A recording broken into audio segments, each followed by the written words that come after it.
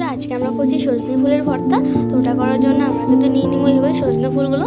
তো আপনাদের এদিকে সজনে ফুলটা পাওয়া যায় কিনা অবশ্যই কমেন্ট করে বলবেন। আর ভিডিওটা সমাপ্ত হওয়ার থেকে দেখে যান তো কী করে করছি সজনে ফুলটা। আর ভিডিওটা ভালো লাগলে কিন্তু একটা লাইক সাবস্ক্রাইব করে যাবেন। আর বন্ধুরা, এই দেখুন আমাদের নিয়ে নিয়েছি ছোটো গাছের থেকে, আমাদের গাছের থেকে এই ছোটো ছোটো সজনে ফুলগুলো।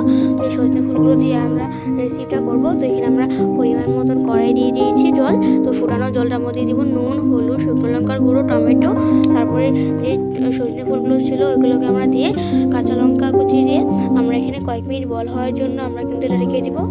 তো এখানে রেখে দিয়েছি আমরা স্টিমটা কমে কয়েক মিনিট বল হওয়ার জন্য। তারপরে একটা কড়াইয়ে এটা ভাজা হয়ে যাবে পরে একটা নামিয়ে একটা কড়াইয়ে পরিমাণ মতন তেল দিয়ে দিয়েছি, শুকনো লঙ্কার গুঁড়ো, গোটো জিরা, কালো জিরা দিয়ে আমরা কয়েক মিনিট ভাজা হয়ে গেছে কিন্তু আমাদের এই সজনে ফুলের ভাজাটা হয়ে যাওয়ার পর আমরা এখানে দিয়ে দিয়েছি। তারপর এখানে নুন হলুদ দিয়ে দিয়েছি।